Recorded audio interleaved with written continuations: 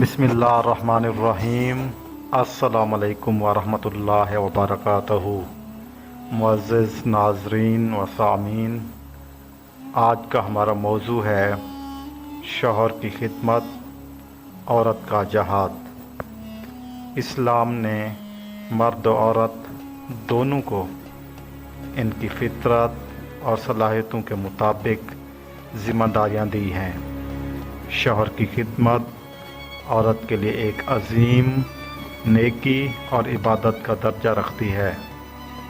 نبی کریم صلی اللہ علیہ وآلہ وسلم نے عورت کے گھریلو کام اور شوہر کی خدمت کو اس کے لیے جہاد کے برابر قرار دیا ہے، کیونکہ یہ عمل گھر کے سکون اور خاندان کی مضبوطی کا سبب بنتا ہے۔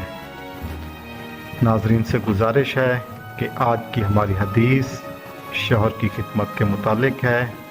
آپ سے گزارش یہ ہے کہ اگر آپ نے ہمارا چینل ابھی تک سبسکرائب نہیں کیا تو چینل سبسکرائب کر دیں، بیل آئیکن کے بٹن کو دبا دیں، اور اگر آج کی حدیث آپ کو اچھی لگے تو اسے لائک، سبسکرائب اور کمنٹس میں اپنی راہ سے ہمیں آگاہ کیجیے گا۔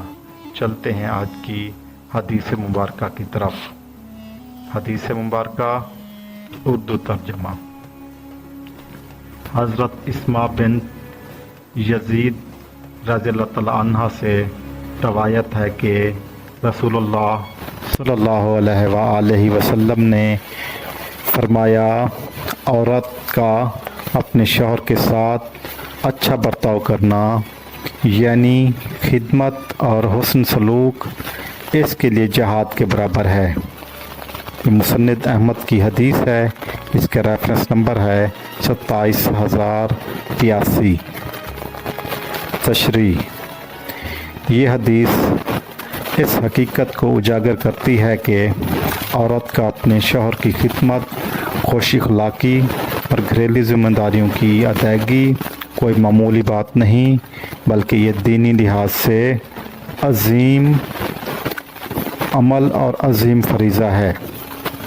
گھر کے نظام کو سنبھالنا، شوہر کے آرام کا خیال رکھنا اور اس کی ضروریات پوری کرنا اور محبت اور عزت کے ساتھ پیش آنا عورت کو دنیا اور آخرت میں بلند مقام عطا کرتا ہے۔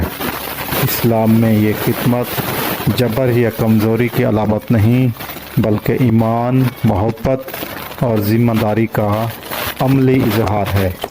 اللہ تعالی ہمیں آج کی حدیث پر عمل کرنے کی توفیق عطا فرمائے۔